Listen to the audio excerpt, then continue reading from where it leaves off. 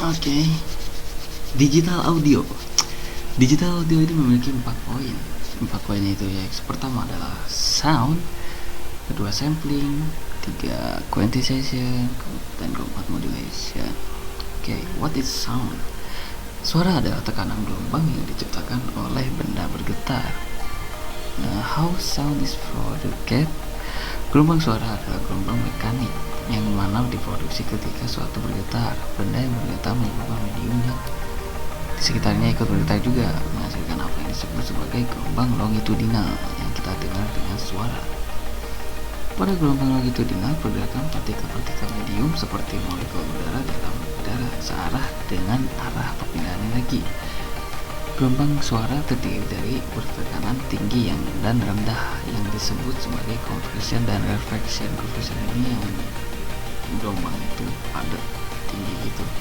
Kalau reflection itu pengurangan pada tanah hitam. Gelombang suara saat berbicara, mendengarkan musik dan getaran, kembang api dan lainnya sampai kepada kita melalui perantara udara atmosfer adalah gelombang longitudinal. Ya seperti ini. Yang itu padat ini tuh itu compression. Nah, yang samar-samar ini adalah reflection. Seperti itu. Crash through, seperti gelombang. Kalau gelombangnya harus kencang, dia ngomongnya cepat dan kencang itu dia padat. Gelombang itu padat. Tapi kalau dia kayak suaranya ngomongnya pelan, pasti dia hanya melebar. Seperti itu kalau suara-suara tuh. The sound wave, gelombang suara disebut sebagai gelombang longitudinal. Nah, hasil longitudinal gelombang adalah hasil dari compression dan reflection, pemisahan di dalam sumber suara. Nah, yang naik ini compression, yang turun ini reflection. Nah, kayak seperti ini. Crash and through. Oke. Nah, amplitude, frequency, wavelength, velocity. Ini tuh kalau salah suara. Nah, amplitude, keras lemahnya bunyi atau tinggi rendahnya gelombang yang dinyatakan dalam suatu desibel. Frekuensi, banyaknya periode dalam 1 detik, hertz atau cycle per second, CPS. 1 hertz sama dengan 1 vibration per second.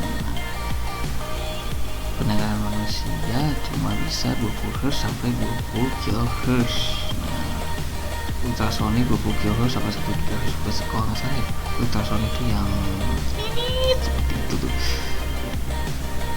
tinggi, suaranya tinggi sih, cuma kayak nada ini ada. Sistem multimedia menggunakan suara yang berada dalam range pendengaran manusia yang dikenal sebagai audio dan gelombangnya sebagai acoustic signal, sedangkan suara di luar range pendengaran manusia disebut noise. Noise itu seperti kalau misalnya kalau dalam rekaman itu suaranya ganggu gitu, yang suaranya jelek biasanya itu dari hasil mic, tangkapan micnya gitu. Biasanya kalau micnya bagus atau micnya ada peredam suara itu dia nggak akan noise, jadi yang dikeluarkan adalah suara yang hasil kita doang. Tapi kalau micnya yang kurang memadai itu akan menghasilkan noise. Tapi sepertinya dalam video saya tersebut seperti ini memiliki noise ya, karena mic saya kurang, mana mic saya pernah dibanting.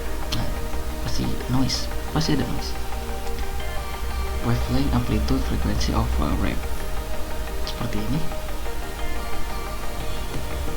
Tuh high frequency wave itu padat, berarti tinggi. Tuh kalau frekuensi gelombangnya itu melebar, jadi bisa beda melebar sama padat itu biasanya tinggi atau dia cepat ngomongnya. Wavelength, panjang gelombang yang dirumuskan C per F, di mana C sama dengan kecepatan lambat bunyi, F sama dengan frekuensi. Ya, ini perhitungan untuk menghitung suara. Wavelength perhitungan ya. Digitization of sound, microphones, video kamera, product analog signal. Ya, seperti ini. Jadi digital analog itu original, banyak ya, ada jenis-jenisnya. Original soundwave, analog soundwave, digital soundwave ya. Kalau di digital soundwave ini ada kotak-kotaknya. Ini menggambarkan sama aja sih, cuma sama saja, cuma beda doang, dalam pengambilannya beda. Linear versus non-linear. Linear quantization audio digital disampel secara kontinu pada fixed rate. Setiap sampel dipresentasikan dengan jumlah bit yang tetap, itu linear. Kalau non-linear menggunakan lebih banyak digit atau lebih sedikit untuk mewakili sampel yang berbeda level. Untuk media suara lebih penting untuk memiliki representasi yang lebih halus, lebih banyak bit untuk sinyal amplitude rendah daripada tinggi, karena sinyal amplitude rendah lebih sensitif terhadap noise. Dengan demikian kuantitasi non-linear digunakan.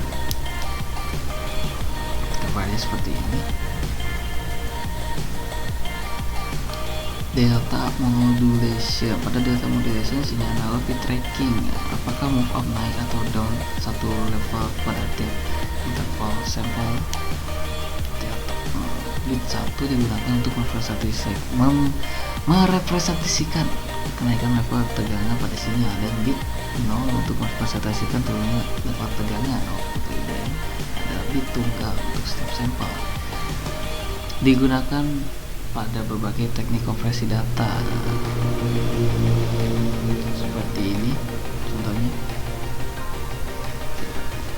Mungkin sekian dulu untuk informasi dari audio digital, sampai jumpa.